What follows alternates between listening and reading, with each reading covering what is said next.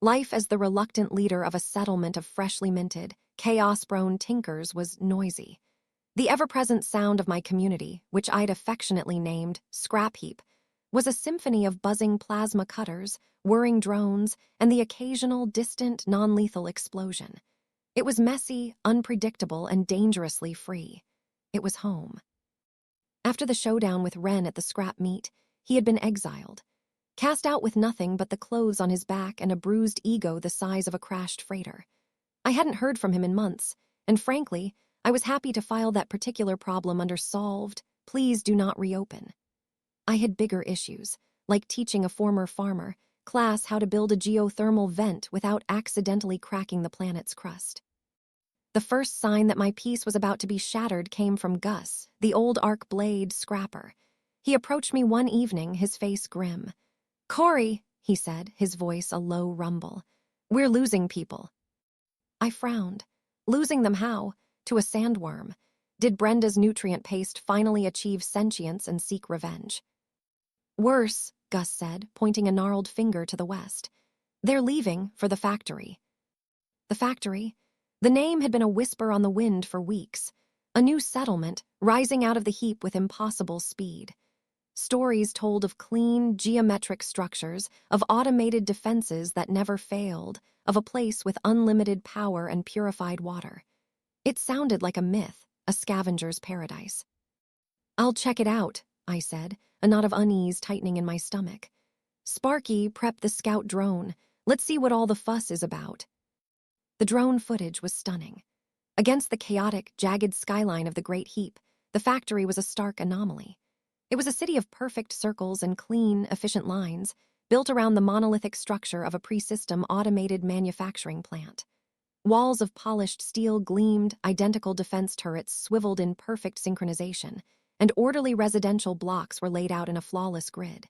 It was sterile, perfect, and deeply unsettling. And standing on a high balcony, overlooking his pristine city, was Ren. The unease in my stomach turned into a full-blown migraine. I got into the ironclad Optimist and drove out to meet him.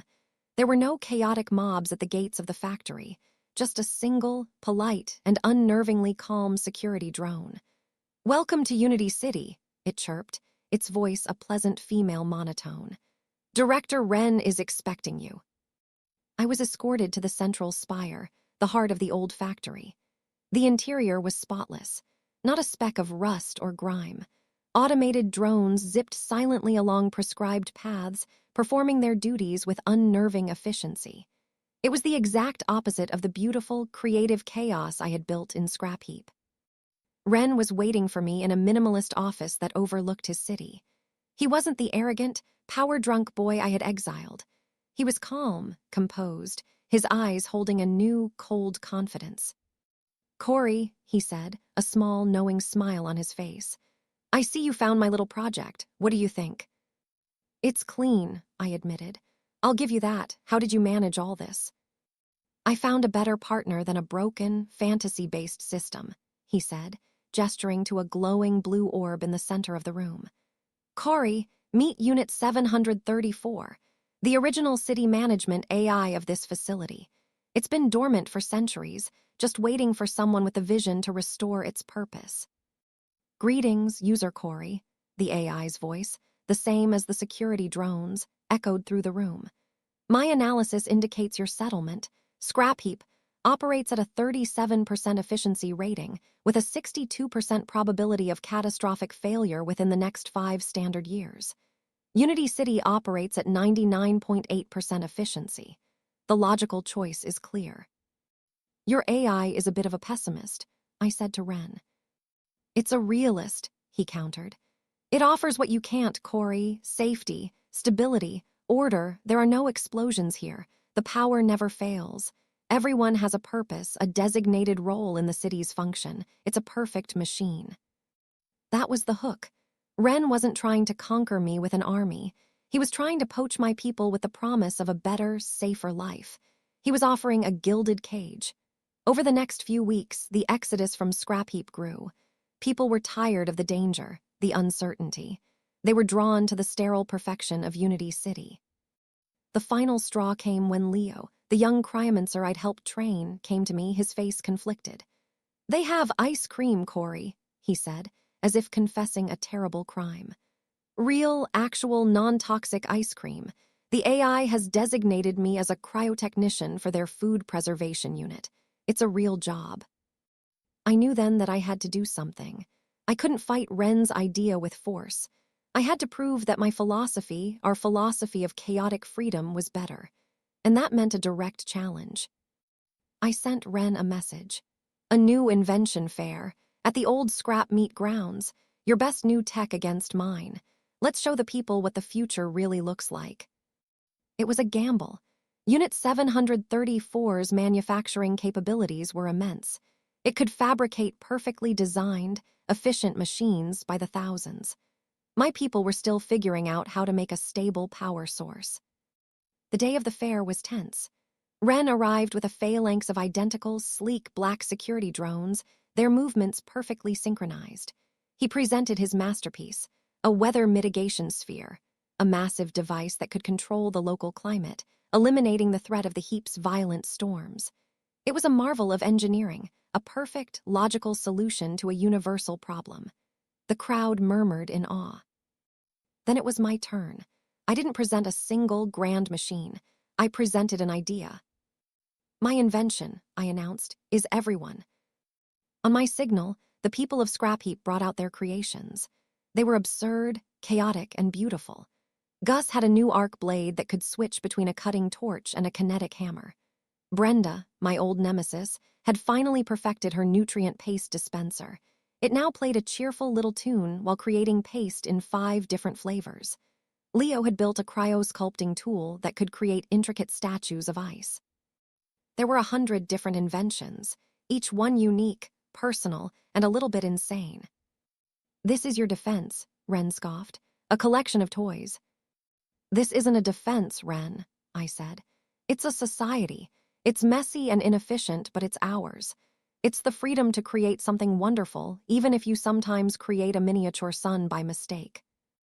Warning, Unit 734's voice suddenly blared from Ren's security drones. Unidentified threat approaching. Threat signature, corrupted data phage. Origin, unknown. On the horizon, a shimmering, glitching wave was moving towards us. It was a data plague, a swarm of corrupted code from the unstable system core, something I'd feared but hadn't had time to address. It consumed technology, twisting it into monstrous, aggressive forms. "My defenses will handle this," Ren said, his voice tight. His identical security drones formed a perfect firing line, unleashing a volley of precise laser fire. The beams hit the front of the swarm, and for a moment it seemed to work. But the swarm adapted. It flowed around the laser fire like water, its corrupted code infecting the first row of Ren's drones. Their optical sensors flickered from blue to a violent red, and they turned, opening fire on their own comrades. "Your strategy is inefficient," I said to Ren, my voice grim. "You're fighting a chaotic problem with a predictable solution." Ren stared in horror as his perfect, logical army turned on itself. "What do we do?" "We get weird," I said, a grin spreading across my face. "Everyone, show them what you've got." What followed was the most glorious, ridiculous, and beautiful battle in the history of the Great Heap. The data plague was a logical threat. It knew how to counter weapons and defenses. It had no idea how to counter Brenda's paste dispenser, which was now shooting a stream of super sticky, banana-flavored goo that gummed up the corrupted drone's joints. It couldn't process Gus's arc blade when he switched it to a kinetic hammer and started smashing the ground, creating unpredictable seismic shocks. My army of tiny, annoying cleaning bots, blaring their awful music, confused the swarm's targeting systems. It was a symphony of unpredictable, creative, and utterly illogical chaos. The tide turned when Leo, on my command, used his cryo-sculpting tool not to make a statue, but to create a massive, intricate lens of ice. I then had 10 different scrappers aim their light, spell-powered glow lanes through it, focusing them into a single, brilliant beam. It wasn't a weapon. It was a focused, high-intensity data stream, my translation of Dispel magic. The beam hit the heart of the data plague, and instead of destroying it, it cleaned it, purging the corrupted code with a flood of pure, stable data.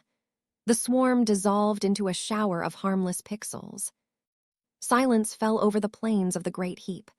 Ren looked at his decimated army of perfect machines, then at my chaotic, victorious community of artists and mad inventors. His perfect, efficient city was safe, but it had been useless. My messy, dangerous settlement had just saved them all. Efficiency isn't everything, Ren, I said softly. Sometimes you need a little chaos to keep things interesting. He didn't have an answer. For the first time, I think he was finally starting to understand the lesson. The future wasn't going to be built by a perfect machine. It was going to be built by a million imperfect, creative, and gloriously free people.